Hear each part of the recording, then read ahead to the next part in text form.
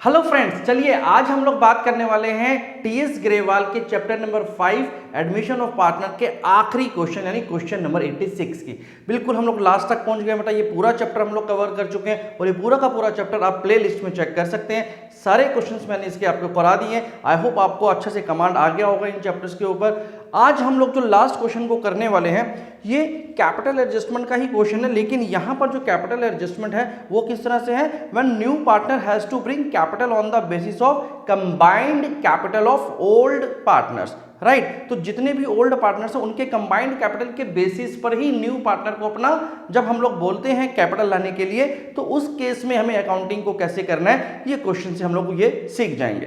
तो चलिए बिना देरी के हम लोग इस क्वेश्चन को स्टार्ट करते हैं। अगर आपके पास टीएस ग्रेवाल 2022 एडिशन है बेटा तो आप इस बुक के क्वेश्चन नंबर 86 पर आ सकते हैं। अदरवाइज आप इस क्वेश्चन और उसके सॉल्यूशंस को touchforcareer.com वेबसाइट से भी एक्सेस कर सकते हैं, जो कि मैंने आपके लिए बनाई है और वहां पर मैंने सभी के सभी सॉल्यूशंस को ऑलरेडी प्लेस कर दिया है। तो चलिए स्टार्ट करते हैं क्वेश्चन के साथ। On 31 March 2022 the balance sheet of Ram and Shyam who share profit and losses in the ratio of 3:2 was as follows। और हमें यहाँ पर एक बैलेंस शीट दे रखी है बेटा। इस बैलेंस शीट के अंदर हमारे पास एक तो जनरल रिजर्व दिखाई दे रहा है जो कि पार्टनर से रिलेटेड है, इसके अलावा कैपिटल अकाउंट्स हैं और इसके अलावा कुछ भी नहीं है बेटा जो कि पार्टनर से रिलेटेड हो। आगे देखते हैं क्या बोलता है question. They decide to admit Mahesh on 1 April 2022 for 1/5 share which Mahesh acquires wholly from Shyam on the following terms। देखिए महेश एडमिट हो रहा है, उसका जो शेयर होने वाला है 1/5 होने वाला है और पूरा का पूरा जो महेश को शेयर मिल रहा है वो कौन दे रहा है, श्याम दे रहा है बेटा। यानी एक ही पार्टनर यहाँ पर उसको पूरा का पूरा दे रहा है, सेक्रीफाइस यानी यहाँ पर एक ही पार्टनर कर रहा है। Mahesh shall bring 25,000 as his share of premium for goodwill। A debtor whose dues of 7,500 were written off as bad debt paid 5,000 in settlement। तो चलो यहाँ पर क्या करना है हम लोग अभी रिवैल्यूएशन अकाउंट में चेक करेंगे। A claim of 12,500 on account of workman compensation was to be provided for। Machinery was undervalued by 5,000। Stock was valued 10% more than its market value।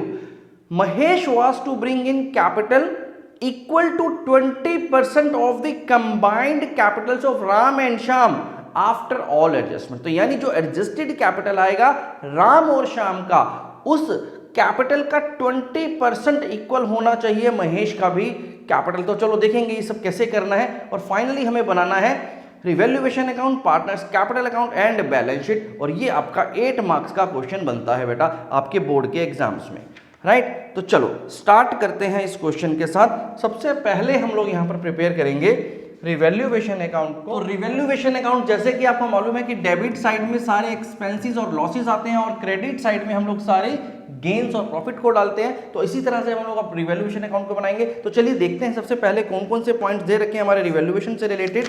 तो जब मैं इसके फर्स्ट पॉइंट को देखूं तो यहाँ पर बोला है Mahesh shall bring 25,000 as a share of premium for goodwill. क्योंकि ये गुडविल से रिलेटेड है तो ये पार्टनर्स के कैपिटल अकाउंट में जाएगा, तो इसका रिवैल्यूएशन अकाउंट में कोई लेना देना नहीं है। नेक्स्ट पॉइंट है a debtor whose dues of 7,500 were return off as bad debt paid 5,000 in settlement. इसका क्या मतलब हुआ, इसका मतलब ये हुआ बेटा कि 7,500 रुपीज का कोई डेटर था जिसने पैसा नहीं दिया।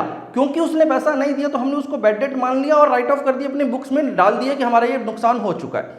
अब अचानक से क्या हुआ, वो 5,000 रुपए हमें पे कर गया, राइट। उसने सेटलमेंट कर दी, 5,000 रुपीज हमें मिल गया। क्योंकि हम लोग इसको ऑलरेडी बैड डेट में डाल चुके हैं, वो लॉस मान चुके हैं, हमारी बुक्स में लॉस चढ़ चुका है। अब अगर वो पैसा दे रहा है तो वो हम उसको गेन मान लेंगे, राइट। तो यहां पर हमारे पास एक गेन हो गया बेटा। और जब गेन होता है तो हम लोग क्रेडिट साइड पर डालते हैं। तो बाय क्या लिखेंगे इसको, bad debt recovered, bad debt recovered account. और कितने का फायदा हुआ है यहां पर हमें हुआ है बेटा 5,000 रुपीज का गेन, राइट। तो ये हमारे पास गेन हो गया। सेकंड पॉइंट पे चलते हैं और वहां पर लिखा है एक claim of 12,500 on account of workman compensation claim was to be provided for. अब यहां पर वर्कमैन की तरफ से एक क्लेम आया हुआ है 12,500 रुपए का और इसके लिए हमारे पास कोई भी वर्कमैन कंपनसेशन रिजर्व नहीं है। अगर रिजर्व होता तो हम लोग इस लॉस को उसी रिजर्व में से एडजस्ट कर देते, यहां नहीं लिखना पड़ता। बट क्योंकि हमारे पास वर्कमैन कंपनसेशन का कोई बैलेंस शीट में फंड नहीं बताया हुआ, तो ये अब हमारा लॉस होगा, ये अब हमें पॉकेट से पे करना पड़ेगा पार्टनर्स को। तो यहां पर इसको लॉस के रूप में डालेंगे वर्कमैन कंपनसेशन क्लेम अकाउंट के नाम पर, जिसमें 12,500 रुपीज का आपका लॉस शो करना पड़ेगा, राइट। नेक्स्ट पॉइंट में देखते हैं, मशीनरी वर अंडर वैल्यूड बाय 5,000। अब मशीनरी को अंडर वैल्यू किया था, अंडर वैल्यू का मतलब उसकी वैल्यू हमने कम लगाई हुई है। ये जो बैलेंस शीट में हमारी वैल्यू दे रखी है मशीनरी की, वो कम है। कितने से कम है?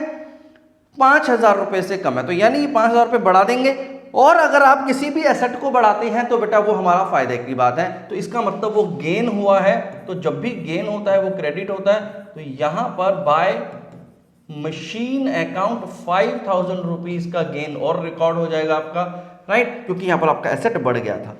आगे लिखा है stock was valued 10% more than its market value. Okay, जरा इसको ध्यान से समझना, ज्यादातर गलतियां ना यहां पर होती है। हमें यहां पर सीधा सीधा लिखा है कि 10% ज्यादा है हमारा स्टॉक, जो 10% वैल्यू है वो ज्यादा है as per its market value, यानी कहीं ना कहीं हमने एक्सेस अमाउंट ले रखा है यहां पर, लेकिन कितना एक्सेस, राइट, हमें यह समझना है। अगर स्टॉक को देखेंगे तो 82,500 रुपीज का। चलो मैं पहले थोड़ा सा एक वर्किंग करके दिखा देता हूं आपको।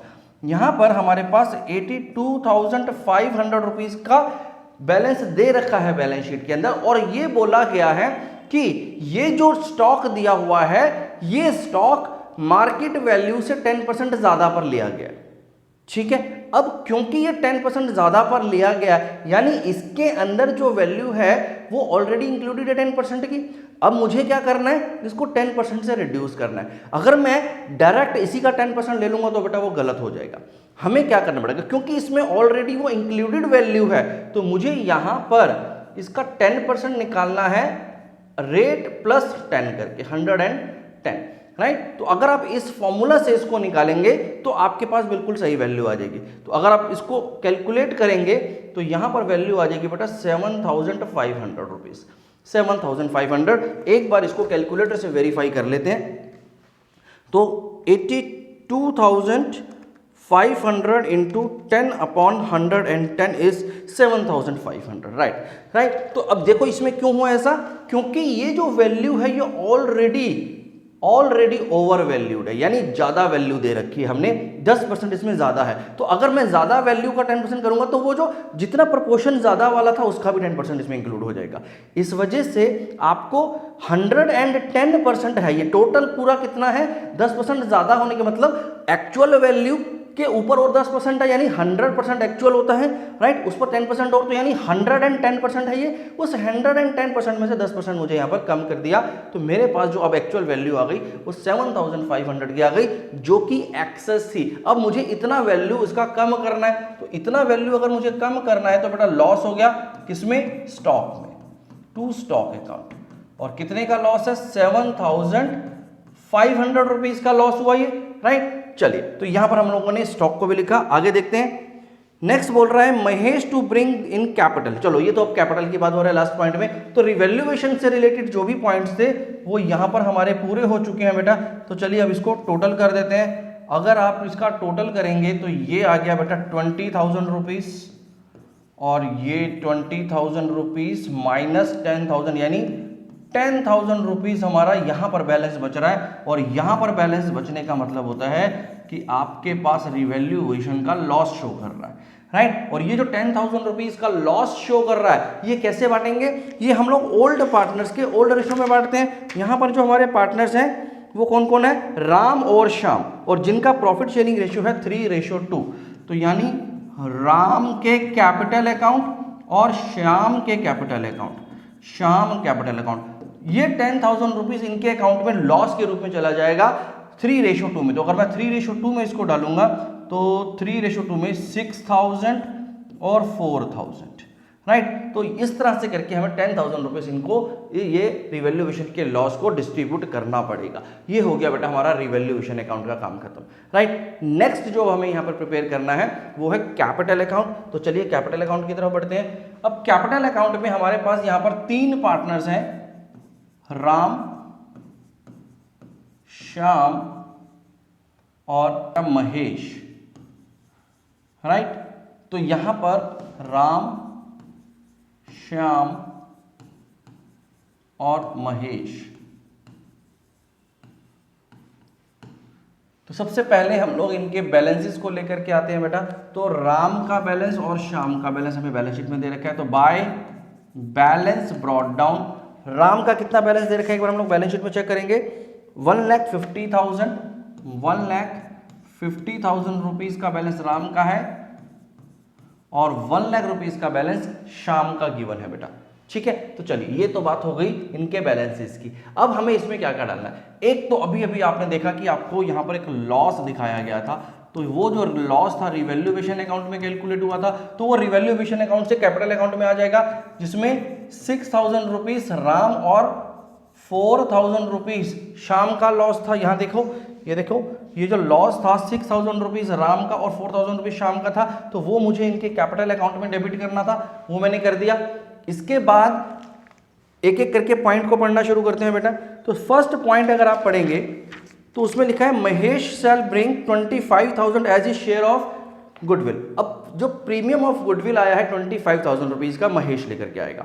वो किसको बांटा जाएगा बेटा? ओल्ड पार्टनर्स को बांटा जाएगा उनके सेक्रीफाइसिंग रेशियो में। लेकिन अगर आप क्वेश्चन को ध्यान से देखेंगे तो यहां पर जो महेश अपना हिस्सा ले रहा है पूरा का पूरा शाम से ले रहा है, तो यानी शाम ही अकेला एक ऐसा पार्टनर है जो सेक्रीफाइस कर रहा है। तो यानी वो जो 25,000 रुपीज आ रहा है वो 25,000 रुपीज पूरा का पूरा शाम के अकाउंट में क्रेडिट हो जाएगा। और ये कहां से आया है? ये आया है प्रीमियम फॉर गुडविल के नाम पर, राइट। तो प्रीमियम फॉर गुडविल अकाउंट में 25,000 रुपीज जो पड़ा था वो हमने शाम को दे दिया, ये महेश लेकर के आया हुआ था, राइट। तो चलिए आगे देखते हैं। अब इसके बाद अगर देखेंगे तो आपके पास बैलेंस शीट में बेटा एक जनरल रिजर्व और पड़ा हुआ है जो कि 25,000 रुपीज का है। तो ये जनरल रिजर्व भी हमारे पार्टनर्स में बढ़ जाएगा बेटा।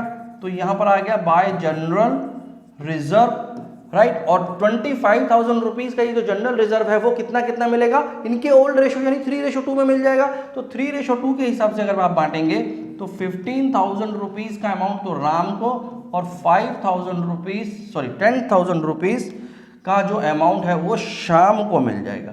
तो यहां आ गया जी इसको 10,000 रुपीज।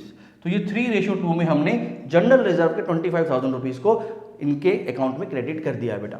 चलिए यहां तक हम लोग सारी बातें कर चुके हैं। अब लास्ट पॉइंट में हमें बोला है कि जो महेश कैपिटल लेकर के आएगा वो राम और श्याम के कैपिटल का 20% होगा आफ्टर ऑल एडजस्टमेंट्स। अब आफ्टर ऑल एडजस्टमेंट का मतलब ये सारी एडजस्टमेंट्स की बात कर रहा है और कोई एडजस्टमेंट क्योंकि बची नहीं है। तो हम लोग क्या करेंगे, अब इस अकाउंट को यहां पर क्लोज करेंगे बेटा। अभी हमें सिर्फ और सिर्फ क्या करना है, हमें सिर्फ और सिर्फ अब महेश के कैपिटल के बारे में पता लगाना है और उसको पता लगाने से पहले आपको राम और श्याम का एडजस्टेड कैपिटल निकालना पड़ेगा। तो चलो कैलकुलेट कर लेते हैं। तो यहां पर 1,50,000 और 1,65,000, 1,65,000 और यहां पर आ गया 1,35,000, 1,35,000 रुपीज का टोटल आ गया। तो 1,65,000 माइनस कर देंगे 6,000 तो ये आ गया 1,59,000, राइट। इसी तरह से यहां पर था हमारे पास 1,35,000 रुपीज का अमाउंट, 1,35,000 माइनस 4,000 इज 1,31,000। ये हो गया बेटा इनका balance, to balance carried down, right. अब हमें क्या करना है, हमें बोला है जो महेश का कैपिटल है वो इनके एडजस्टेड कैपिटल का 20% है, कंबाइंड कैपिटल का। तो बस छोटा सा वर्किंग करके दिखाना है आपको। यहां पर वर्किंग नोट का हेडिंग क्या लिखेंगे? Calculation of Mahesh capital, right. अब इसका कैपिटल कितना होगा देखिए, कंबाइंड कैपिटल लिखेंगे पहले, combined capital of Ram and Shyam. वो कितना है बेटा? हमारे पास जो राम का कैपिटल आया है वो 1,59,000 रुपीज का आया है, 1,59,000 प्लस 1,31,000 रुपीज का कैपिटल है श्याम का। तो इन दोनों का अगर मैं टोटल करूंगा तो कितना कैपिटल आ जाएगा? तो 60 और 92,90,000, राइट। तो 2,90,000 रुपीज का इनका कंबाइंड कैपिटल है। तो इस तरह से अगर मैं यहां पर महेश का कैपिटल जानने की कोशिश करूंगा तो वो होगा 2,90,000 इंटू 20% बेटा, 20% हो जाएगा इसका, राइट। तो इसका 20% निकालेंगे तो कितना आ जाएगा भाई, ये आ जाएगा 58,000 रुपीज। यहां पर हम लोगों ने कैलकुलेशन कर लिया है, तो यहां पर अब हम इसको मेंशन भी कर देते हैं। तो ये जो अमाउंट आ रहा है ये कैसे आ रहा है, कैश या बैंक, यहां पर हमें देखना पड़ेगा। कैश एट बैंक लिखा हुआ है हमारी बैलेंस शीट में, तो हम यहां पर भी बैंक डाल देंगे बेटा। तो बैंक अकाउंट, और बैंक अकाउंट में महेश लेकर के आ रहा है 58,000 रुपीज फॉर हिज कैपिटल। ठीक है, बस खत्म हो गया काम बेटा। और इसका जो बैलेंस हो जाएगा वो भी हो जाएगा 58,000 रुपीज का। खत्म हो गया यहाँ पर हमारा कैपिटल अकाउंट का भी काम। अब नेक्स्ट जो हमें यहाँ पर प्रिपेयर करना है वो है बेटा बैलेंस शीट। तो चलिए, आई होप आपको एक कैपिटल अकाउंट में सब समझ में आ गई होंगी चीजें। नेक्स्ट पे चलते हैं हम लोग। कैपिटल अकाउंट के बाद बैलेंस शीट को प्रिपेयर करना है। तो बैलेंस शीट में लायबिलिटीज और एसेट्स को हमें सिर्फ अपडेट करना है जो हमारे पास पुरानी बैलेंस शीट दे रखी है। तो यहाँ पर 86 नंबर क्वेश्चन की बैलेंस शीट में क्रेडिटर्स है बेटा 70,000 रुपीज के। तो यहाँ पर मैंने सबसे पहले लिखा क्रेडिटर्स, और इन क्रेडिटर्स में कोई चेंजेस नहीं हुए हैं तो ये एज इट इज आ जाएगा 70,000 रुपीज। नेक्स्ट दिया हुआ है हमारे पास जनरल रिजर्व, जो कि हम लोग ऑलरेडी डिस्ट्रीब्यूट कर चुके हैं। एम्प्लॉय प्रोविडेंट फंड, ये जो एम्प्लॉय प्रोविडेंट फंड है बेटा ये कभी भी पार्टनर्स में डिस्ट्रीब्यूट नहीं होता है। कई सारे बच्चों को बहुत सारा कंफ्यूजन होता है, तो क्योंकि ये पार्टनर्स नहीं अलग करते अपने प्रॉफिट में से, ये तो कंपनी, ये जो फर्म होती है उसका कंपल्शन है, उसको अलग करना ही पड़ेगा। तो इसलिए ये फर्म का पैसा होता है जो उन्होंने अलग किया हुआ होता है।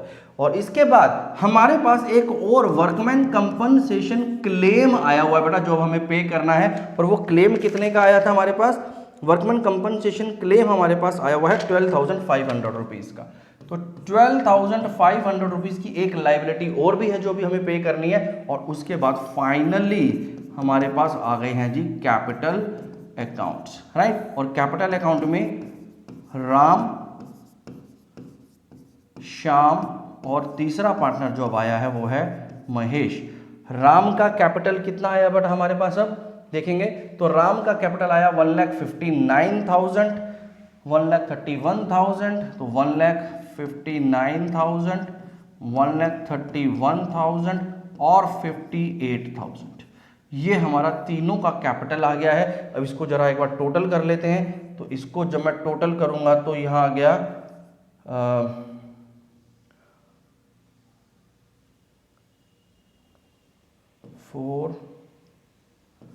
3,48,000, राइट। तो 3,48,000 रुपीज़ है। एक बार इसको कंफर्म कर लेते हैं। तो 1,59,000 प्लस 1,31,000 प्लस 58,000 इज 3,48,000, राइट। तो बस ये हमारा लाइबिलिटी साइड हो चुका है बेटा पूरा। अब जरा एसेट साइड का भी वैल्यूज डाल देते हैं। एसेट साइड में हमारे पास सबसे पहला है cash at bank. Cash at bank जैसा लिखा हुआ है बिल्कुल वैसे यहाँ पर भी लिख देंगे। अब कैश एट बैंक में छोटी छोटी सी कैलकुलेशन करनी है। देखो, सबसे पहले आपके पास जो ओपनिंग बैलेंस यहाँ पर बैलेंस शीट में दे रखा है वो है 25,000 रुपीज़ का, राइट। इसके अलावा 25,000 रुपीज़ का आपके पास प्रीमियम फॉर गुडविल कैश में आया था, बैंक में आया होगा, राइट। प्लस 58,000 रुपीज़ का कैपिटल लेकर के आया नया पार्टनर, ये देखिए 58,000 रुपीज़ महेश लेकर के आया। और एक 5,000 रुपीज़ आपको मिला था किससे, आपके डेटर्स थे जो कि पहले बैड डेट में कन्वर्ट हो गए थे, उन्होंने आपको 5,000 रुपए का अमाउंट दिया है, तो वो भी हमारे बैंक अकाउंट में आ गया होगा। तो कुल मिलाकर के अब हमारा जो पूरा का पूरा कैश है वो चेंज हो गया है। तो यहां पर एक बार चेक कर लेते हैं। तो ये हो गया बेटा हमारे पास 50,000 प्लस 58,000 प्लस 5,000, दैट इज 1,13,000। तो 1,13,000 रुपीज अब मेरा क्लोजिंग कैश हो जाएगा बैंक के अंदर, राइट। तो चलिए, ये बात हमें समझ में आ गई है। नेक्स्ट देखते हैं बेटा। नेक्स्ट हमारे पास डेटर्स। तो डेटर्स में कोई चेंज नहीं हुआ है। डेटर्स है 1,62,500 रुपीज़ के, 1,62,500 रुपीज़ के। कई सारे बच्चों को ना यहाँ पर डाउट होता है कि सर वो जो बैड डेट हुआ था वो बेटा हम पहले ऑलरेडी बैड डेट में ले चुके होंगे, वो पहले से ही हो चुका था, तो इसलिए दोबारा उसको नहीं करेंगे, राइट। तो इसलिए यहाँ पर उसका कोई लेना देना नहीं है, वो पुराना बैड डेट था। लेस कर देंगे हम लोग यहाँ पर प्रोविजन फॉर डाउटफुल डेट, और ये जो प्रोविजन की वैल्यू है हमारे पास 12,500 रुपये की है, जिसमें कोई चेंज नहीं हुआ है। तो बस यहाँ पर अब ये टोटल जो डेटर्स की वैल्यू दिखाई देगी वो 1,50,000 रुपीज़ को हमें शो करना है after deduction of PDD. Next है हमारे पास स्टॉक। अब देखो स्टॉक में भी एक चेंज हुआ था, हमारे पास यहाँ दिखाया हुआ है 87,500 रुपीज़ का स्टॉक, 82,500 इनफैक्ट। तो यहाँ पर हमारे पास जो स्टॉक था वो था 82,500, जिसमें से लेस हो जाएगा बेटा कितना, 7,500, जो कि ओवर वैल्यूड था, जो कि ज़्यादा दे रखा था। तो अब जो हमारे पास नया स्टॉक की वैल्यू आ गई वो कितनी आ गई, 82,500 माइनस 7,500, दैट इज 75,000, राइट। तो 75,000 रुपीज़ की वैल्यू हमारी स्टॉक की दिखाई देगी। यहाँ पर मशीनरी है लास्ट में, तो मशीन की भी वैल्यू कम हो जाएगी बेटा, तो मशीन की भी वैल्यू यहां पर चेंज होगी बेटा। तो मशीन देखें पहले से कितनी की थी, मशीन है हमारे पास पहले से 1,42,500 रुपीज़ की, और इसके लिए हमारे पास एक एडजस्टमेंट क्या थी मशीन से रिलेटेड कि वो अंडर वैल्यूड है बाय 5,000, तो इसमें ऐड हो जाएंगे 5,000 रुपीज़ और। तो यहाँ पर 5,000 रुपीज़ और ऐड होने के बाद इसकी जो वैल्यू आ गई 1,47,500 रुपीज़ की आ जाएगी। यहाँ पर हम लोगों ने अपने एसेट्स की भी वैल्यूज पुट कर दी हैं। बस अब हमें क्या करना है, इस बैलेंस शीट को टोटल करना है। तो चलिए जल्दी से इसको टोटल कर लेते हैं। तो ये वैल्यू आ रही है 4,85,500 रुपीज़ की। इसी तरह से लाइबिलिटी साइड को भी चेक कर लेते हैं बेटा, और यहाँ पर भी वैल्यू आ रही है 4,85,500 रुपीज़ की। एक बार हम अपनी बैलेंस शीट का टोटल भी चेक कर लेते हैं कि हमारे आंसर के साथ मैच कर रहा है या नहीं कर रहा। तो 4,85,500 रुपीज़ हमारा पूरी तरह से मैच कर रहा है, और यही है हमारे इस क्वेश्चन का फाइनल आंसर बेटा। आई होप आपको ये पूरा क्वेश्चन अच्छे से समझ में आ गया होगा। एडमिशन ऑफ पार्टनर के बुक का ऑफिशियली ये लास्ट क्वेश्चन था बेटा, लेकिन इसके अलावा भी कुछ एक्स्ट्रा क्वेश्चंस होंगे जो कि मैं आपको इसमें बहुत जल्दी लेकर के आऊँगा आपके लिए। लेकिन उससे पहले बहुत ज़रूरी है कि जितने भी क्वेश्चंस हम लोगों ने यहाँ किए हैं आप उनको एक बार सेल्फ प्रैक्टिस जरूर करें। जहाँ पर भी आपको रेफरेंस की ज़रूरत हो, गाइडेंस की ज़रूरत हो, आप मेरे वीडियोस में जाकर के उसमें रेफरेंस ले सकते हैं, लेकिन कोशिश करो कि आप खुद एक बार उसको सॉल्व कर रहे हैं ताकि आपके कॉन्सेप्ट्स क्लियर हो जाएं। राइट, चलिए मिलते हैं नेक्स्ट चैप्टर के नेक्स्ट क्वेश्चन के साथ। Good bye.